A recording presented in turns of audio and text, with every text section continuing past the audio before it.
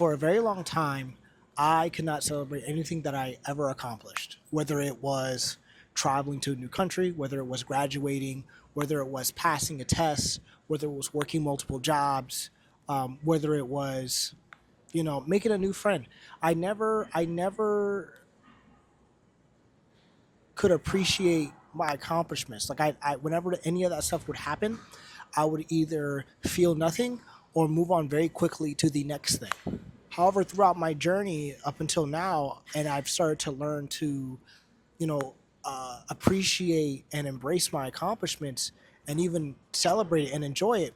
Something that I came across was sometimes I'd use it as a way to be arrogant towards other people, and that's something that I overcorrected. And from that experience, I get to this video, what we're going to talk about today, about how to celebrate yourself without being arrogant as a man. Early on, when it came to my high school diploma, my father drilled into me that your high school diploma is essentially just a piece of paper, right? And even if you were to go to college, that too is just a piece of paper, because just because you go to college doesn't mean you're experienced or qualified for a job within your college degree.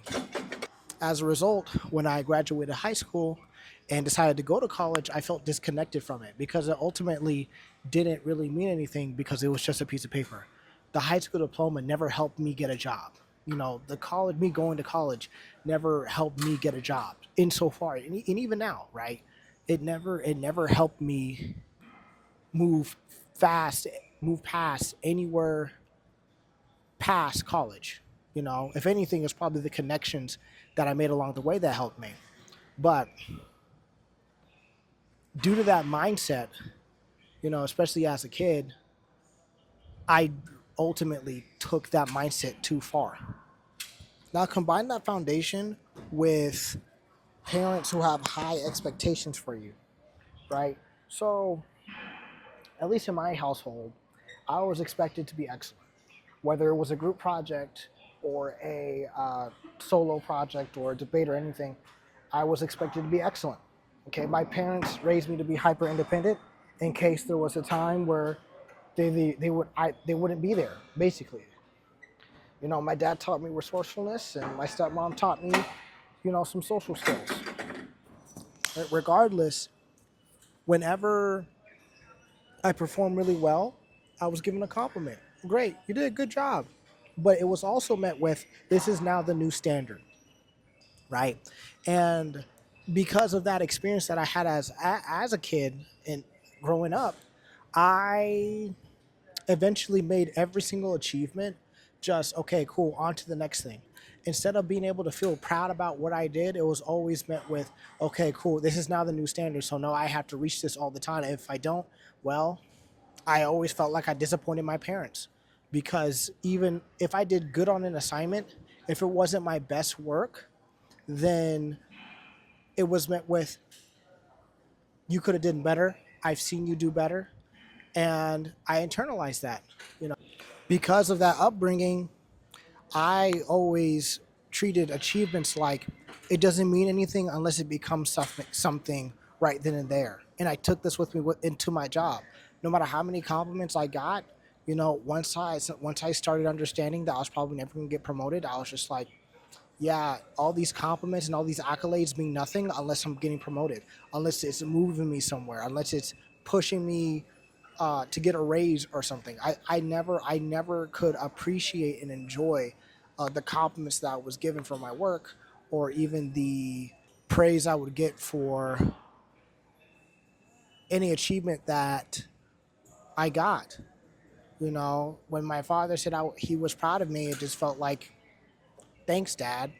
Or when I was told it was a great job, I already knew that that was going to be the new standard. So ultimately, the reward for doing well was just not disappointing my parents. The reward was never doing well and achieving a lot. It was just, okay, great. My parents are not going to give me this whole speech or this whole lecture about how I need to be excellent and how I need to be good. And that's not a bad thing. That's not me talking smack about my parents or anything like that. It's just my personal experience and how I internalized that and how I took it into my adulthood. As a result of that mentality, I saw less and less reason to perform very well, to succeed, to win, to be better, because there was no true reward that I valued that would make me want to do that stuff. Like I said before, it's either not disappointing people or disappointing people. That was my whole mentality. And eventually it bled to different parts of my life. When I went to a new country, it felt good while I was there, but when I got back, it was just kind of like, whatever. What's next? What's the next country I can go to? I did a solo for my church one time. I think I did really good. I got a lot of accolades, a lot of compliments. But literally for that day, after that day, I was just like, well, that was that. Next thing. I always viewed excellence as an expectation rather than a thing that I enjoy. It was just a part of me. It's just who I am. It's just a part of my nature, as I should be. Or else, bad things happen or negative things happen. And that has its own lesson. I think you should try to be excellent. What I'm talking about is just trying to be excellent without enjoying your excellence, if that makes sense, right?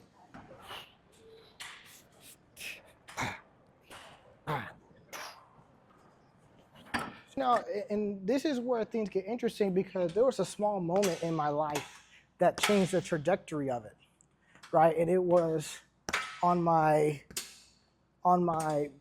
graduation night. We went to dinner at Outback Steakhouse, right? And something that I didn't really pick up on. Oh, sorry. Shoot. And before we checked out, our waitress essentially said, "Oh, what are we celebrating? Whatever, whatnot." And I basically said, "I just graduated. It was pretty awesome and whatever, right? Performing." And the thing is she said to me that, "What do you want? We got to get you something for your graduation." And I was just like, "Can I have like 6 loaves of bread?" And she was like, she thought about it. She was like, "Yeah, we can get you 6 loaves of bread. You deserved it. That was hard, right?" And I don't know what it was about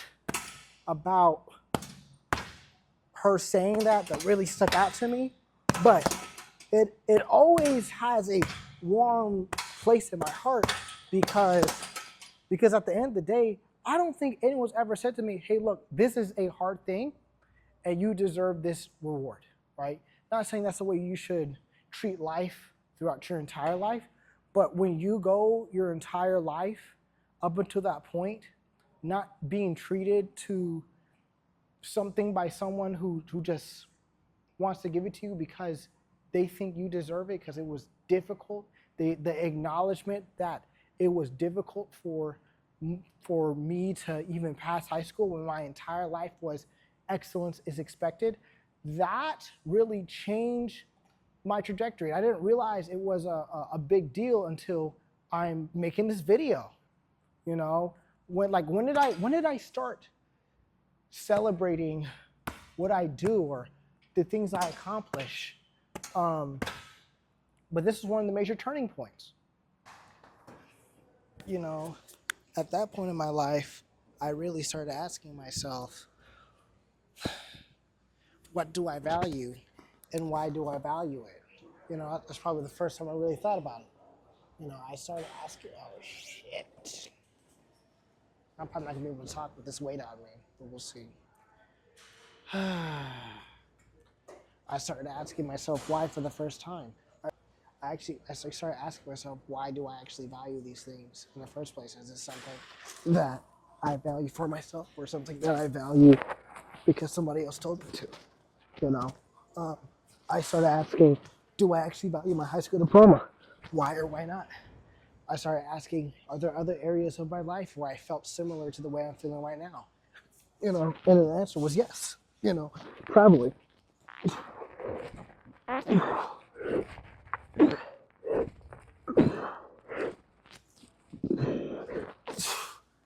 think that was 10. At that point, I really enjoyed that feeling, and I started questioning my own experiences.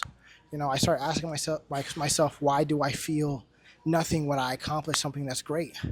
I started asking, why do I feel more accomplished when I travel in comparison to get my high school diploma? You know, I asked what those experiences have in common, and and whether or not they can correlate to anywhere else in my life. And the ultimate question for me was whether or not I really wanted this for the rest of my life. I wanted to feel nothing for every accomplishment I had, no matter what I did, because it was miserable. No matter what I did, it felt like I could do nothing, or I could always do better, or it was basically going to be a never-ending cycle of work, which has its place. But what I'm essentially talking about is learning how I learned to celebrate myself without being arrogant about it. Essentially, I realized what what I valued was things that made me connected to life. I love traveling. I love taking pictures. I loved, um, I love, having good stories to tell people when I come back from those trips. And something that I realized during that time period when I started asking those questions was that I was not like incapable of feeling joy or satisfaction. It's just more so I had to find the inner meaning in what it meant to me at the time. When it came to like your high school diploma or any certificate you get, your traveling, taking pictures, all those are like external compliment. All those are external accomplishments, but it means nothing if you don't value it. You know, and that's where I truly started to shift to being able to celebrate and enjoy the things that I enjoyed, that I love to do, and express that, you know. But that's not the end of our story, because now we get to the other side where I started treating my experiences as so great as to disparage others, even if their situations were worse than mine or they didn't have as much resources as I did. So I'm gonna get into that.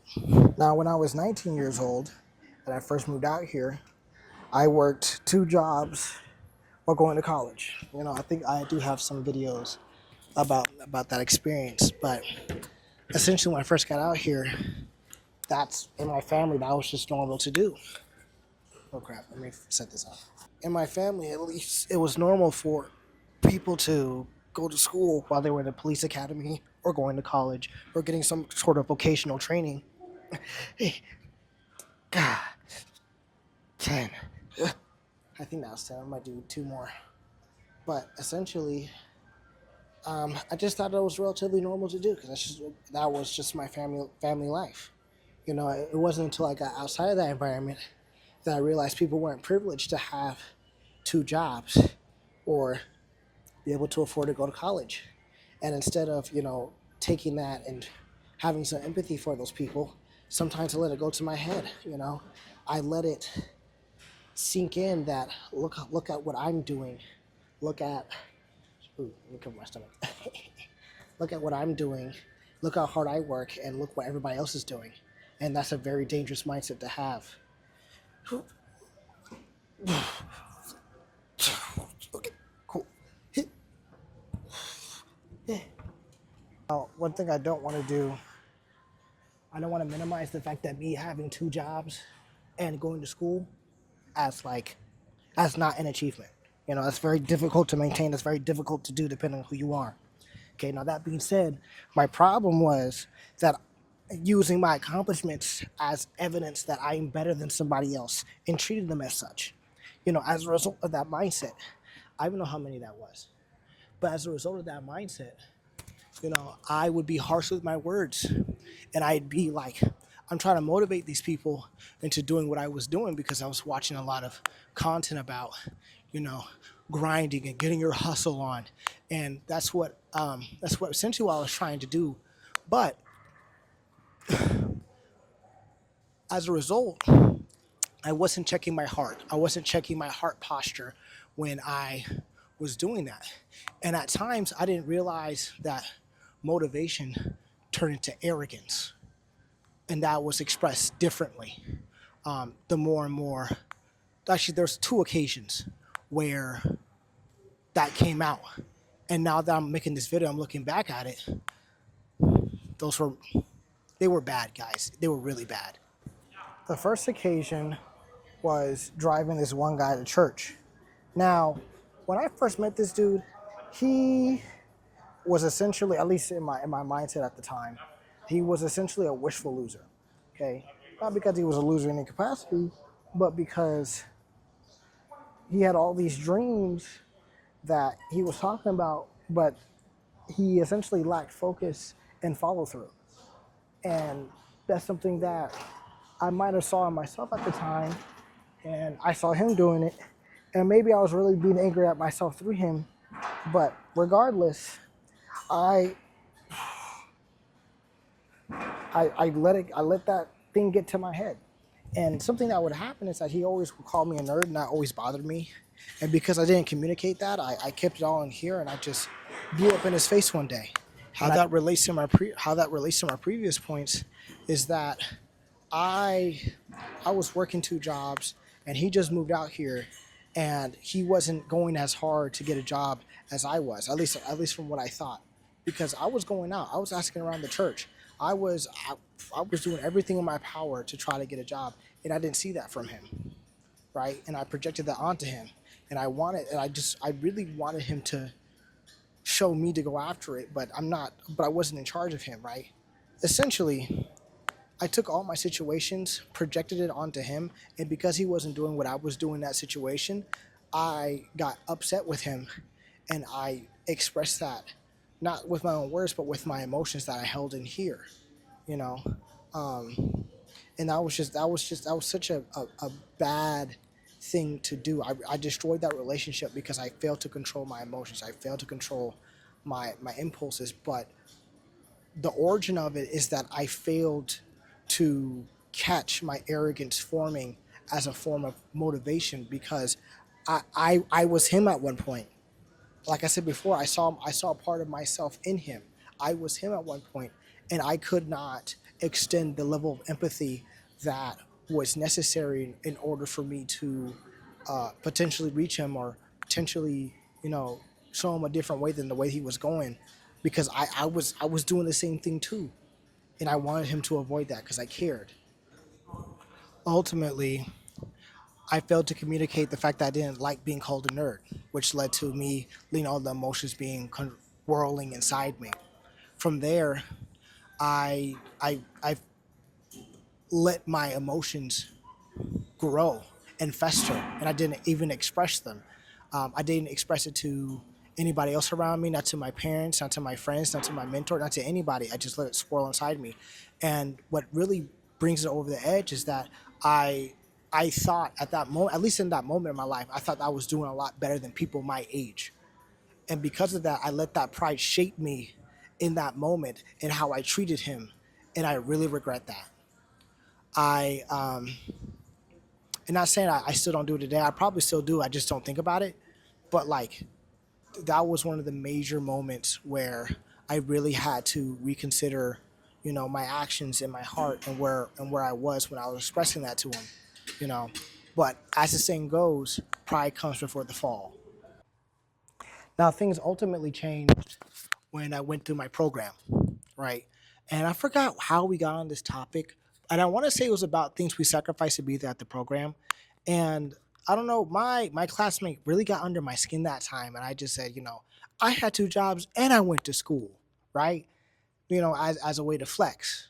And then he responded with, I did too, right? And that shut me up, right? It wasn't like this big old grandiose fight, but that really shut me up because when I really thought about it, I was not the only person working two jobs. I was not the only person working two jobs and going to school. I wasn't doing that. You know, if anything, I was being mediocre because even though I work full time, I was a part time college student. I did one class at a time. I wasn't really pushing myself when it came to school. You know, um, at that time period, I had a much better understanding that I wasn't the only person who sacrificed it. You know, I wasn't the only person who worked two jobs. I was not the only person who went to school or even did the combination of all three. Um, and I understood that even though it was a big achievement for a lot of people that were around my age, I was not. an exception. I wasn't an exception. And when I made that comparison at the time, I had to step back and be like, and really assess what I was feeling at the time. And what I realized is that I lacked empathy. Even though my accomplishments were great in my eyes, it lacked the perspective that there are certain factors that may prevent someone from doing what I do, like health, like mental health, like family responsibility, like shoot, transportation, financial situations, savings. I made a video about in my Poor Man series about the importance of having an emergency fund and how I saved up like $2,000, and that helped me push me through my program. You know, but some people didn't even have that at my program, and they were doing that. Like it was astonishing how I let all my accomplishments that I was finally learning to appreciate, get to my head, and as a result, treat people differently because of it. And that was the second time, and I hopefully the final time. That whole experience, truly made me understand that all your accomplishments should be something you should be grateful for, not something you should be taking for granted and throwing in other people's face. You know. Um, but anyway, how do you celebrate yourself without becoming arrogant as a man? Here are my 6 steps that I went through and that I'm putting into practice and have put into practice to prevent those two scenarios from happening again, to prevent that mindset and my emotional state from overtaking me. So here it is. Step number 1 is focus on the facts. Focus on the facts. What actually happened in a situation? You graduated, awesome. You passed the test, awesome. You got the job, awesome. You were consistent for a long time, great. That's all great, right? Focus on the facts. Focus on what you did.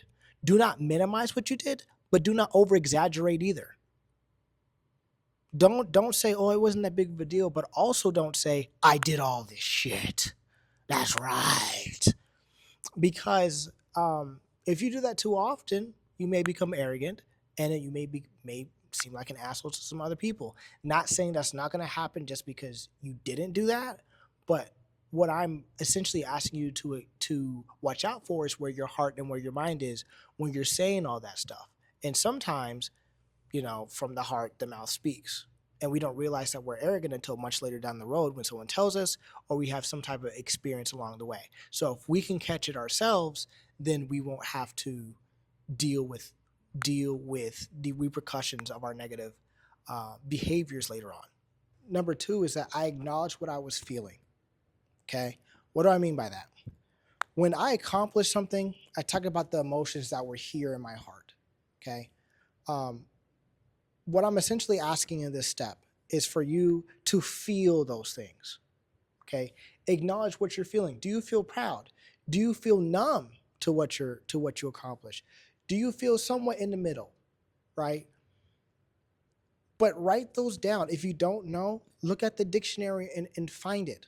Okay, the point is you want to acknowledge what you're feeling and experience that. I did not say let them overcome you. I did not say let them overwhelm you.